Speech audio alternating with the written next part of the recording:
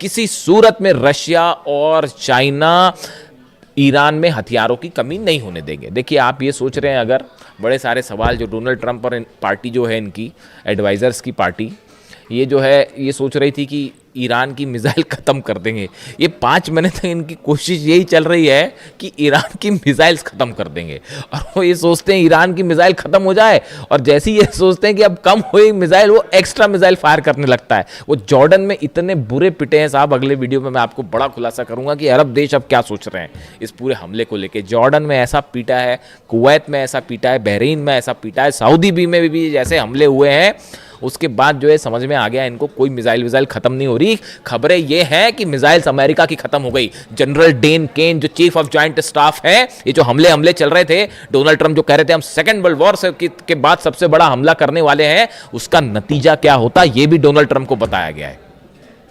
उसका नतीजा ये होता कि नक्शे से कई देश मिट गए होते। आप सोच नहीं सकते कितने बड़े हमले होने वाले थे। ये जो डोनाल्ड ट्रंप अगर ये हमला कर देते, जो ये कह रहे थे कि सेकेंड वर्ल्ड वॉर के बाद सबसे बड़ा हमला होगा, एयरफोर्स 1 में उनसे पूछा गया तो बोले मैं वो हमला करने वाला था जो सेकेंड वर्ल्ड वॉर के बाद सबसे बड़ा हमला होता।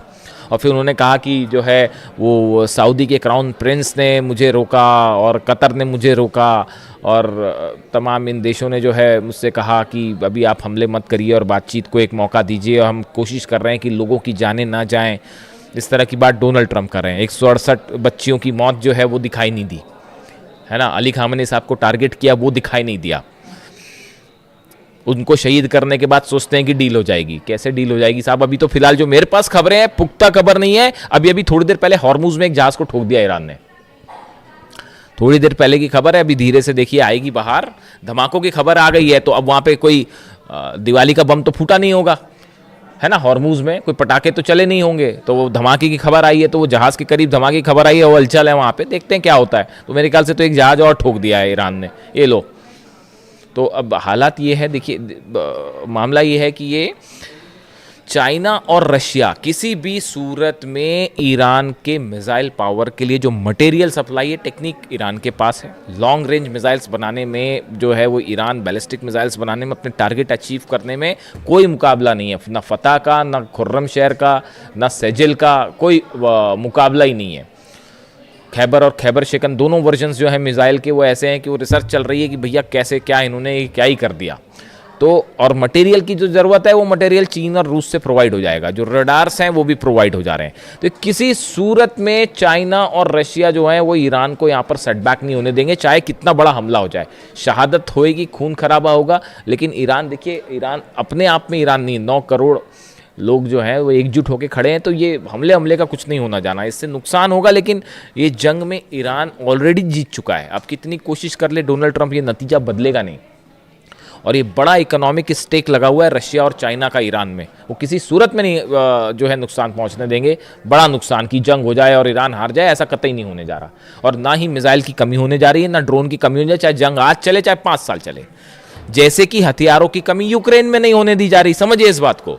ये बड़ी फैक्चुअल चीजें हैं, मैं आपको बड़ी साइंटिफिक बात बता रहा हूं। यूक्रेन के पास क्या इतने हथियार थे? नहीं। पिछले 5 साल से जंग चल रही है ना, अमेरिका भी हथियार दे रहा है, यूरोप भी हथियार दे रहा है, उनके जम पे लंग हो रही है। जेलेंस्की तो मोहरा है, सिर्फ एक शतरंज का जरा सा पिद्दा सा मोहरा है, और कुछ नहीं है। वो ईरान से भिड़ने चढ़े थे, और ईरान ऐसी मार मारता कि याद आ जाती फिर नानी। तो हकीकत ये है कि वो जो है, जैसे वो हथियारों की कमी नहीं होने दे रहे, वैसे ना रूस होने देगा, ना चीन ईरान में हथियारों की कमी होने देगा। तो वो दांव फेल हो गया डोनाल्ड ट्रंप का। ये शय और मात का खेल चल रहा है शतरंज पे, और उसमें भारी पड़ जा रहा है ईरान। तो वो हथियारों की कमी होने नहीं देगा। तो अब और जंग करना जो है वो तो हौसले की बात है। वो ईरान में कूट कूट के भरा हुआ है, ईरान की लीडरशिप में कूट कूट कर भरा हुआ है। उसी का नतीजा है कि ये जो हो रहा है। तो पहली चीज़ तो ये जो हथियार पहुंचे हैं वो फिर एनालिसिस हो रहा है कि चीन ने क्या पहुंचा दिया भैया, पहली बात ये। दूसरी, इस तरह भी खबरें हैं कि रशिया से भी कुछ पहुंच गया मटेरियल नया, उसको लेकर जैसी कंफर्मेशन आएगा मैं आपको बताऊंगा। इस तरह की खबरें हैं कि मिसाइल से जुड़ा कई सामान जो है वो रूस की तरफ से भी ईरान भेज दिया गया है। ऐसी भी खबरें हैं, 1-2 दिन में देखिए आपको सुनने में मिल जाएगा ये मामला। इसके अलावा हॉर्मुज में जहाज़ की खबर मैंने आपको बताई। इसके अलावा देखिए बड़ी खबर एक ये भी है कि इजराइल ने बताया जा रहा है कि नेतन्याहू और डोनाल्ड ट्रंप के बीच फिर से बात हुई है, और ये जो पहले स्ट्राइक का प्लान था, जो नेतन्याहू अमेरिका गए, सब कुछ मामला सेट करके आए थे, पीट हेग्सेथ को समझा के आए थे कैसे हमले करना है और कैसे तबाही मचाना है, सब कुछ मामला जो है वो सेट हो गया था। लेकिन उसके बाद जो है एंड टाइम पे स्ट्राइक वापस हो गई, तो नेतन्याहू फिर नाराज़ बताए जा रहे हैं। अब वो फिर कोशिश कर रहे हैं कि किसी तरह से तैयार किया जाए हमला करने के लिए। तो वो बताया जाता है कि इजराइल ने जो है, नेतन्याहू ने इस तरह की बात की है डोनाल्ड ट्रंप से कि देखिए आप जो भी करें, हमला करना है हमला करो, डील करना जो करना करो, लेकिन इजराइल के इंटरेस्ट पूरे होने चाहिए, चाहे वो मिलिट्री के लिहाज से हो, चाहे सिक्योरिटी के हिसाब से हो, चाहे इकॉनमी के हिसाब से हो, हमारे पूरे इंटरेस्ट को सेफ रख के जो काम करना है वो करिएगा। तो इस तरह से एक बार फिर थोड़ी मनमुटाव वाली खबरें आ रही हैं डोनाल्ड ट्रंप और नेतन्याहू के बीच में। खैर देखते हैं उसका जो भी हकीकत होगी। अभी फिलहाल इस खबर से सनसनी है और ब्रिटेन की इकॉनमी को बड़ा नुकसान हो रहा है, वो बाबल मंदेब और हॉर्मुज बंद होने के चलते। वह उसमें चलिए इकोनॉमिक एस्पेक्ट है, मैं उस पर अलग से आऊँगा, लेकिन फिलहाल इस खबर ने पेंटागन और न्यूयॉर्क में, खासतौर पर न्यूयॉर्क में जो एक्सपर्ट्स की कई थिंक टैंक्स होते हैं जो न्यूयॉर्क से ऑपरेट होते हैं और कुछ वॉशिंगटन में, सब में सनसनी फैला रखी। जो भी अपडेट होगा आप तक पहुंचाऊंगा। वीडियो कैसा लगा कमेंट करके ज़रूर बताएं। Thank you so much.